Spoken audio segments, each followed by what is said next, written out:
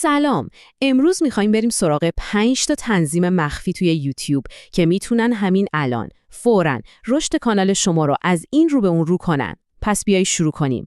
این سوال احتمالاً ذهن خیلی از ما یوتیوبرها رو درگیر کرده، نه؟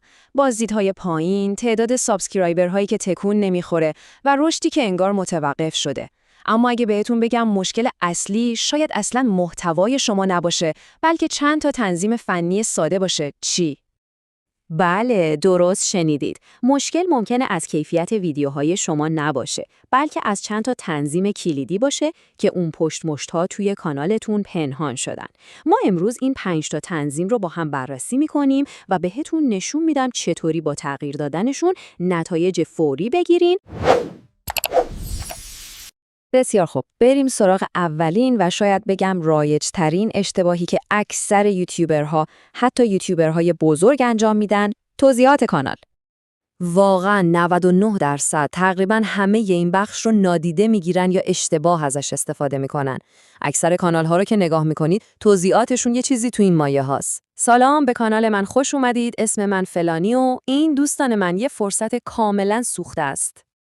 اینجا تفاوت اصلی معلوم میشه. ببینید، توضیحات کانال برای خوشامدگویی به بازدید کننده ها نیست، بلکه برای معرفی کانال شما به الگوریتم یوتیوبه. شما باید این بخش رو با کلمات کلیدی، یعنی همون کلماتی که مردم جستجو میکنن، پر کنید تا به یوتیوب بگید کانال شما دقیقاً در مورد چیه. به عنوان مثال یک کانال هست به اسم الحریف. وقتی شما سرچ میکنید بهترین بازی‌های موبایل، این کانال حتی بالاتر از ویدیوها نشون داده میشه.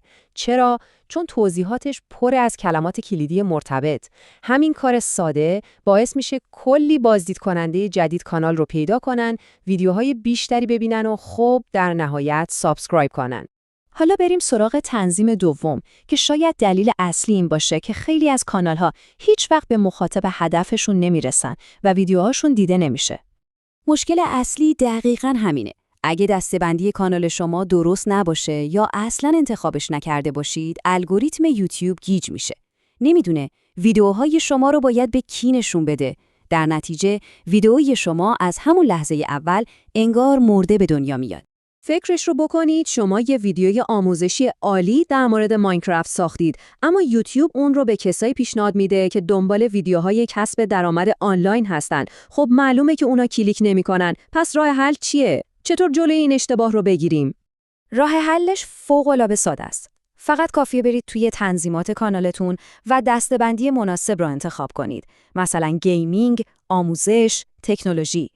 با همین کار ساده شما دارید مستقیما به الگوریتم میگید که هی، مخاطب هدف من این افراده و ویدیوهای شما به آدمهای درست نشون داده میشه. بسیار خوب، رسیدیم به تنظیمات سوم. این یکی کلید تبدیل کردن بازدید کننده های یه بار مصرف به مشترک های وفادار و همیشگیه.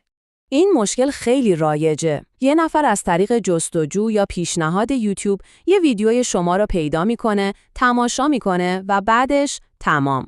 از کانالتون میره بیرون و شاید هیچ وقت بقیه محتوای عالیتون رو نبینه. اینجاست که پلیلیست ها وارد بازی میشن، ولی نه به عنوان یه فولدر ساده برای مرتب کردن ویدیوها. نه، بهشون به عنوان یه ابزار استراتژیک نگاه کنید. شما میتونید باهاشون سری‌های محتوایی بسازید که بیننده رو مثل آهنربا جذب کنه و اون رو ترغیب کنه که ویدیوی بعدی و بعدی رو هم ببینه. مثلا یه نگاهی به کانال سید بندازید. تقریباً کل استراتژی محتواش بر اساس سری‌ها و پلیلیست‌ها ساخته شده. این کار باعث میشه بیننده ها برای دیدن قسمت بعدی هی به کانالش برگردن. این یه روش فوق‌العاده قدرتمند برای بالا بردن زمان تماشا و وفادار کردن مخاطبه. و حالا تنظیم چهارم. این یکی یه ویژگی واقعاً قدرتمنده که نمیذاره ویدیوهای عالیتون به خاطر اشتباههای کوچیک مثل یه عنوان بد شکست بخورن. این یه واقعیت تلخه. شما میتونین بهترین ویدیوی دنیا رو بسازید، اما اگه عنوان و تامنیلش، یعنی همون عکس کوچیکش، جذاب نباشه، هیچ کس روش کلیک نمیکنه. یعنی عملاً کل زحمتتون به باد میره. خوشبختانه یوتیوب یه ابزار فوق‌العاده برای حل این مشکل داره. قبل از اینکه ویدیوتون رو عمومی کنید، میتونید 3 تا عنوان و 3 تا تامنیل مختلف رو امتحان کنید. بعدش خود یوتیوب به طور خودکار بهترین ترکیبی که بیشترین کلیک رو میگیره شناسایی میکنه و همون رو برای شما انتخاب میکنه. عالی نیست؟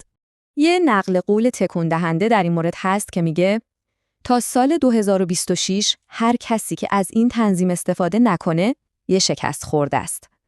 میدونم شاید یکم تند به نظر بیاد، ولی این نشون میده که این ویژگی چقدر حیاتیه. پس همین الان شروع کنید به استفاده ازش. و بالاخره رسیدیم به آخرین تنظیمات. یه روش خوشمندانه، شاید یکم هم بحث برانگیز، برای اینکه کانالتون رو تبدیل به یه معدن سابسکرایبر کنید. باور کنید یا نه، این تنظیم به تنهایی میتونه هزاران مشترک جدید براتون بیاره. چطوری؟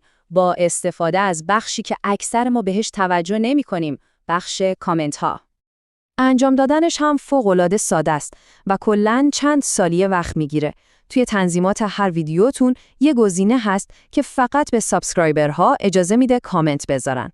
همون رو فعال کنید و تمام. منطق پشت این کار خیلی ساده است. وقتی یه بیننده اونقدر با محتوای شما درگیر شده که میخواد یه سوال بپرسه یا یه نظری بده، یعنی مخاطب ارزشمندیه. با ایجاد این مانع کوچیک شما خیلی راحت اون رو به یه مشترک تبدیل میکنید. خب این هم از 5 تا تنظیم کلیدی که واقعاً میتونه بازی رو برای کانال شما عوض کنه. از بهینه‌سازی برای الگوریتم گرفته تا تبدیل کردن بیننده ها به مشترک. حالا سوال این نیست که آیا باید اینها رو فعال کنید یا نه. سوال اینه که کدوم یکی رو اول از همه میرید و فعال میکنید تا رشد کانالتون رو همین امروز شروع